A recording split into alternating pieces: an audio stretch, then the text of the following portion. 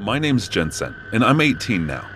Today, I want to tell you about an incident that I witnessed when I was in Walmart that was a little far from my home. I had visited that place several times before, but after that day, I never put my step there even once.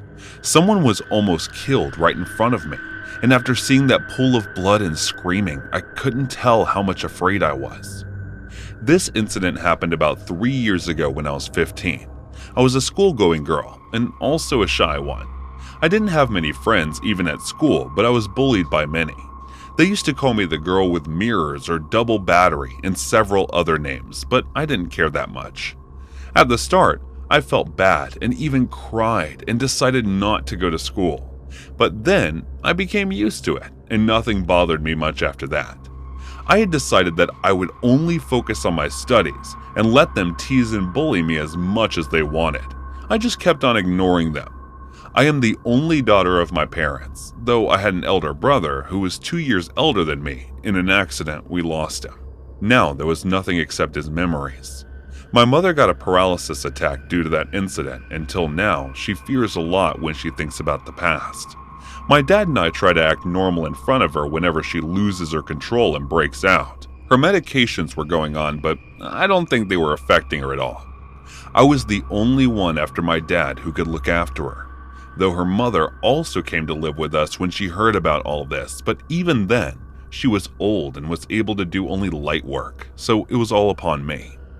One day, my father told me to visit Walmart after school and purchase some fish and meat, since it had been long since we ate meat last time.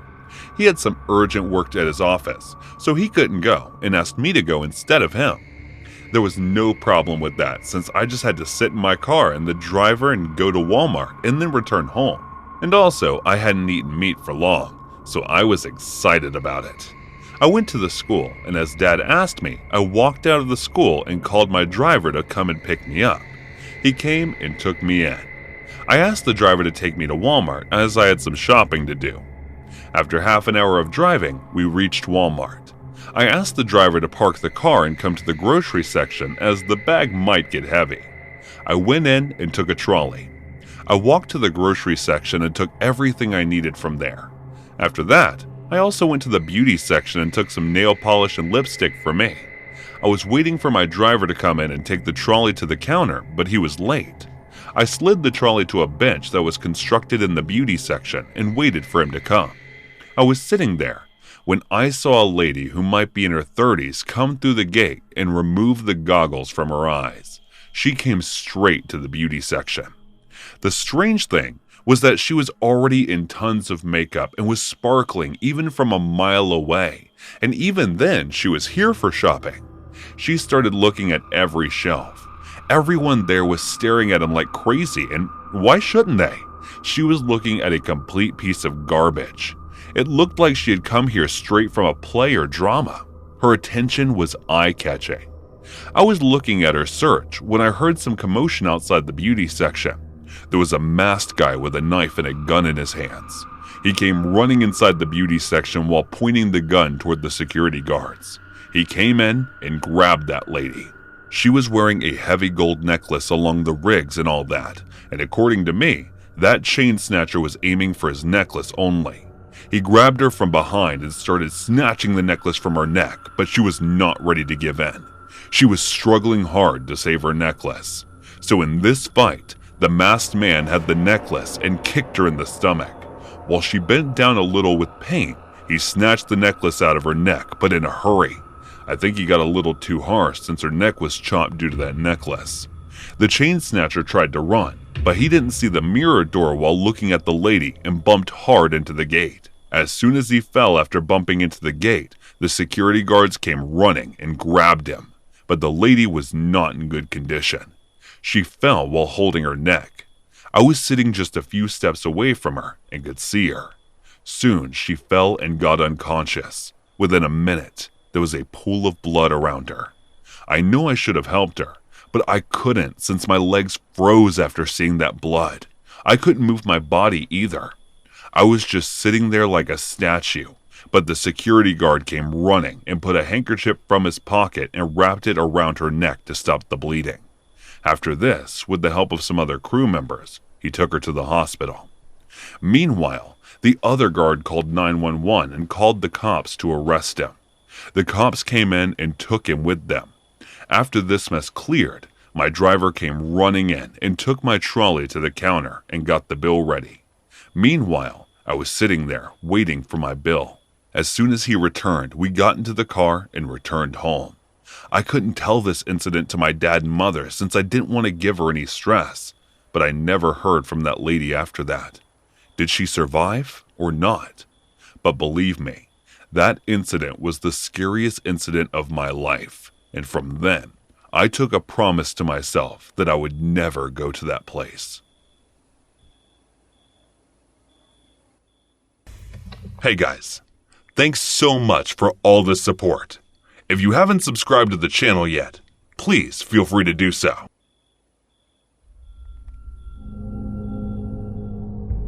This was a few years ago, just after I'd left college. I'd been working at Walmart for a while before moving to the customer service counter.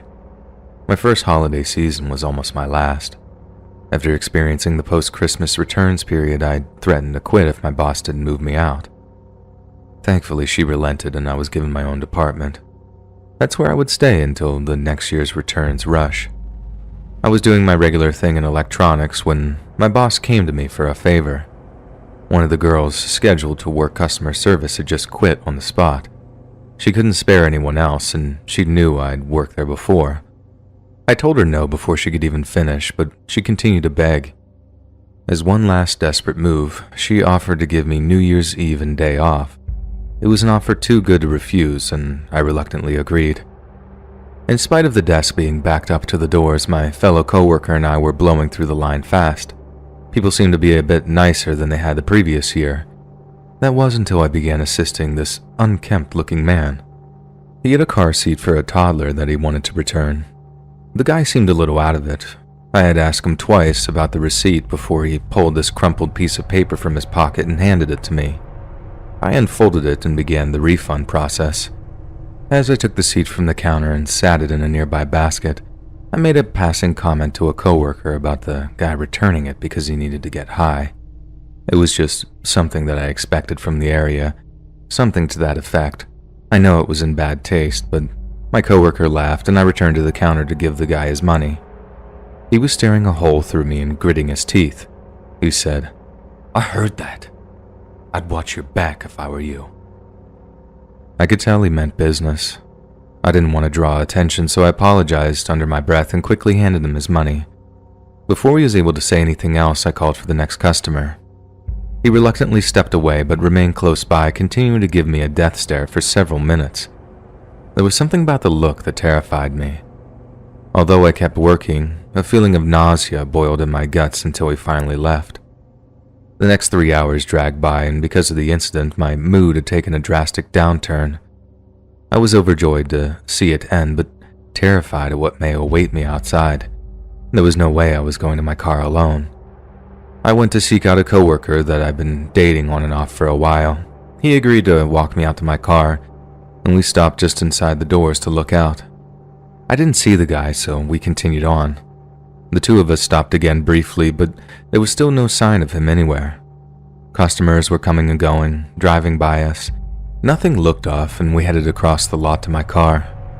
I was relieved and beginning to think that I had just been overreacting. I knew it was a stupid thing to say, but I didn't know what the outcome would be. Then a car came out of nowhere and began racing up from behind us. The headlights were blinding, and I just began to panic and I froze. And if it wasn't for my companion, I may have been run down. He pushed me between two cars, following close behind. As the car sped by, the driver hurled a disgusting name at me and disappeared onto the access road. I thanked my hero and slowly got back to my feet. He insisted that we call the cops, but I refused. As stupid as it may sound, I was afraid involving them could cost me my job. But allow me to explain. I've been chewed out for being rude to customers before. I would have to explain why the man was so angry to me. If my boss heard what I'd said, I'd definitely lose my promised 2 days off and probably be fired. Rightfully so, I guess. Of course, I could lie and play dumb, but that never works out in the end. I decided to wager on the chance that he was done with me and would move on. And that turned out to be the case, fortunately. Various coworkers continued to walk me to my car after that shift. 2 months passed before I figured I was safe and returned to going solo. To this day, I've not seen that man again and hope never to. Whether I just got lucky or he never intended to kill me, I'll likely never know. Either way, I'm just happy to be alive. My attitude towards strangers changed after that incident, and for the remainder of my time working directly with customers, I made a concerted effort to treat them with respect. I suggest you take this story to heart. We may all have our little episodes of disrespect when dealing with our fellow person. Nobody's perfect. I'm definitely not. But keep in mind, however, you never really know what a stranger is capable of. One arrogant little slip could cost you your life.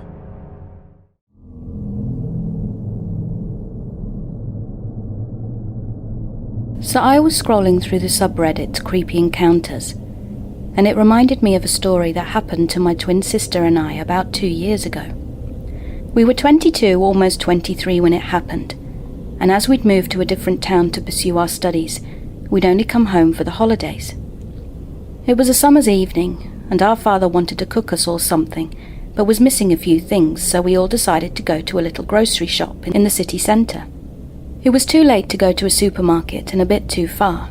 My father didn't want to go too far for just a few things that were easy to find closer to home, if a bit more expensive. And when we got there, he stayed in the car and sent my sister and I in to get the things we needed. We were discussing which brand we wanted and the price, and an old guy, enough to have grandkids, interrupted us. He asked if we were twins, which is obviously a question we are used to hearing. So we smiled politely and answered that yes, we are twins. Cue the, "Oh, you look so alike" spiel. For the record, we don't think so. But we are used to each other, so we know all the differences between our physical appearance. Then the question followed, which one came out first? Which always makes me feel uncomfortable. But when they're nice, I try not to show my discomfort. But then this guy started asking if we had boyfriends, if we wanted to have children, and if we planned to stay together, etc. And it was starting to get creepy. But as I'm quite the introvert, I didn't say it outright, but did make sure to show it in my body language, that I was immensely creeped out. I turned away from him and looked at the cash register. He then started to say that he wanted to marry my sister, that her eyes were a mirror, and that he could see she is so kind and docile. Even if it was creepy, I couldn't help but laugh in disbelief, because really, my sister, kind and docile. She is actually so sassy and savage, and I love her for it. He said their children would be so beautiful, and at this point it was past being creepy, and I was getting really pissed. Why the fact that we are twins make him and other people in general think they can say things like that, or ask personal questions. I was also getting really annoyed because my sister and I are super protective of each other. I said that she was not going to marry him, and that it was absolutely creepy that a guy old enough to have grandchildren would say to someone potentially young enough to be his granddaughter that he wanted to marry her and have children with her. We got what we wanted, bought it and left, with the guy behind us trying to apologize and say that he didn't mean it like that. As we were walking out, still ignoring the dude, my sister told me that I should have just ignored him because he wasn't worth it. I don't think we told our dad, because we didn't want him to worry, even though he would have definitely agreed the guy was way out of line. He would have also said that we handled it properly by telling him off, then ignoring him and leaving.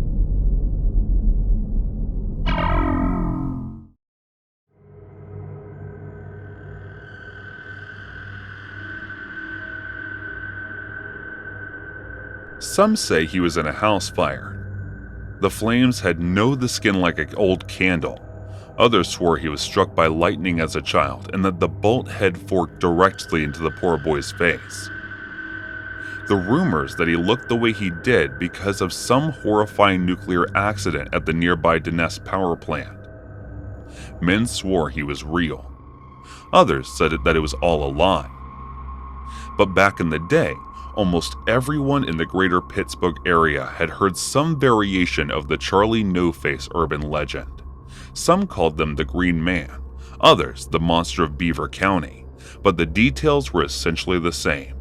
Some older Pennsylvanian even claimed to have met Charlie No-Face when they were younger, saying it was by far the single most terrifying moment of their lives. They described it like shaking hands with a Jersey Devil or sharing a makeup mirror with a Powder and Bloody Mary. We thought it was impossible. But there it is. Clear as day, really is you and me, because Charlie No-Face was real. And the story is just about as terrifying and tragic as a person can imagine. On August 16, 1919, an 8-year-old boy named Ray Robinson was taking a walk with his sister and a few other friends out near New Castle, Pennsylvania. At some point, the children looked up to see a rather fetching bird's nest perched atop a nearby tree. Only, this tree happened to be dangerously close to an abandoned railway bridge. It's thought the children were engaged in an activity known as egging, in which children would cruelly steal birds' eggs in order to preserve paint or display them. But when Ray didn't know what was that just a year earlier, another boy had tried to climb the exact same tree and had managed to touch one of the exposed wires that still had a current running through it. The boy died a slow, painful death over the course of 2 weeks, and Ray was about to make exactly the same near-fatal mistake. A horrifying amount of current ran through his young body, so much those eyes, lips, ears, and nose were all hideously malformed, burned away completely. One of his arms was frazzled and rendered useless by the subsequent fall, while one of his hands was blown clean off of his wrist by the force of the electrical current. He went through an ungodly amount of pain suffering. But with the hard work of some top local doctors, little Ray Robinson miraculously survived. As you can imagine, Ray's life became extremely difficult after the accident, and not sure because of his injuries. Many of the larger Victorian-era homes in rural Pennsylvania, including the one Ray grew up in, really can be something to behold. The extravagant architecture include high ceilings, grand bay windows, and often the privacy of personal in-suite bathroom fixtures. In some cases, the level of domestic self-sufficiency meant that a person could remain in one isolated corner of the house for days, perhaps even weeks on end, as just as much as it could be used to provide a sense of comfortable solitude. Such features made for rather horrible gilded cages for people like Ray, and the South's family kept his monstrous form hidden away from the terrible public mile counts. Ray was kept isolated and shunned even by his own family. But he wasn't entirely mistreated during his upbringing. He was amply fed, and his love of baseball was indulged by parents that provided them with both baseball cards and a wireless radio with which he could listen to games. His parents also understood that he needed to keep busy, and also that they needed to teach him to function in society. They provided him with the means to learn Braille, and even taught him how to fashion wallets indoor mats that have used rubber tires. When he came of age, his family revealed a renovated apartment that made for him sent into the family garage. It was much closer to them both physically and emotionally, and it meant the world to a young man who had been so terribly misunderstood for most of his young life. Only as he grew, a yearning to roam free burned in him. So in a small act of rebellion, Ray slipped out of the house in the dead of night and walked the highway near the family home.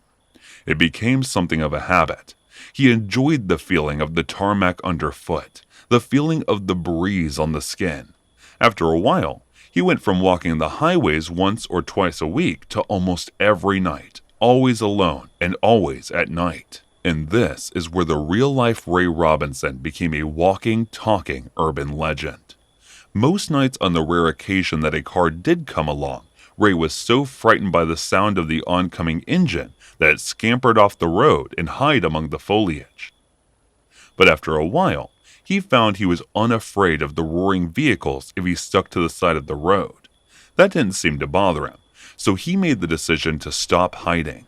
One day, Ray was walking along the highway when once again he heard the sound of an oncoming car. It unlike so many times before, and the vehicle had just rolled on by having not caught him in its headlights. Ray, or the screech of tires on the road behind him. A man cried out into the night, revving his engine the way that sounded a lot like reversing Ray spooked, bolted off the road and into the cover of some trees. Ray swore off his nightly walks for a while, but the damage was done, and in nearby Elwood City, rumors began to spread that the man with no face. The first sighting didn't cause too much of a stir. People just thought the storyteller was tired, crazy, or drunk. But after a few months, a second sighting of an obviously restless Ray Robinson caused something of a frenzy among the local townsfolk. People would scour the length of the Route 351 once the sun had set, desperate to confirm the rumors of Charlie No-Face for themselves. But one by one, the people of Elwood found the rumors were all true. As one might expect, Ray's rather unusual appearances was the subject of equal parts fascination and revulsion. But for the most part, those that encountered him were not without compassion. People we began to offer him cigarettes or beer to amenities he had never had the fortune or misfortune to partake in, and like many of us, he found that he enjoyed them. It also seems that he was partial to having his picture taken, and as there are many confirmed photographs of Ray with smiling local arms around his shoulder, as if he was a beloved celebrity. Again, rumors spread that Charlie No-Face likes beers and smokes, and the town folks would bring tributes to Ray on a nearly nightly basis, and this only further incentivized his nightly rambles down Route 351. But not everyone who sought him out had good intentions. According to some Elwood residents, Ray was attacked and beaten up on more than one occasion. One person even tells the story of how one particular cruel character filled a bottle of beer up with his own urine, shielded it, then gave it to the blind wanderer on one of his Moonlight Jonesy. Some would stop him, not for to give him a ride, then simply drive in the middle of nowhere and kick them out the car. Shocking, but not surprising, as anyone even remotely familiar with humanity might be quick to remind you.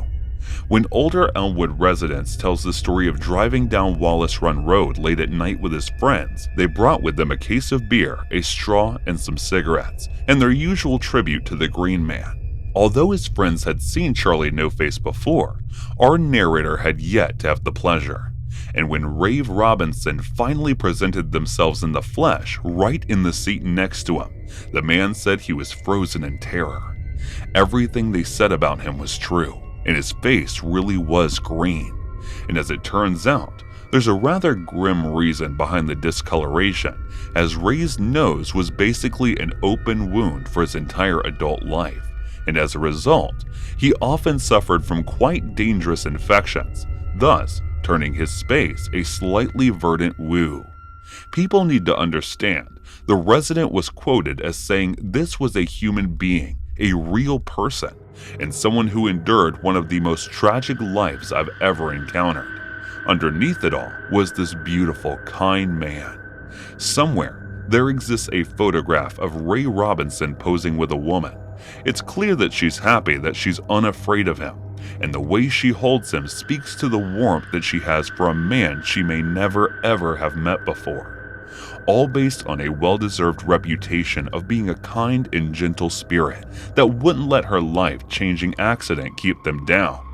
There's also an interview with a man whose brother was killed in action during the Vietnam War. By his own admission, his fascination with Charlie No-Face was a rather eccentric one, but he also credits Ray Robinson with helping through the darkest periods of grief he'd suffered so far. Ray wasn't just an urban legend, he was a real flesh and blood man, and a good one at that. Ray was living in an assisted living facility when he passed away in 1981, as grave as in the Grandview Cemetery located in 139 Norwood Drive in Beaver Falls, Pennsylvania. And coincidentally, it's just a few plots away from the little boy electrocuted in the exact same manner, just a year before his own accident. Occasionally, someone comes along to put fresh flowers down in Ray's grave. It's not clear whether this is one person or many, but the message is clear. Ray's legacy lives on, but it's in the terrifying tales the man with no face on love that those who came to know him show. So here's the Ray Robinson, the urban legend who turned out to be very, very real, and who deserves the rest in the deepest and most heavenly peace.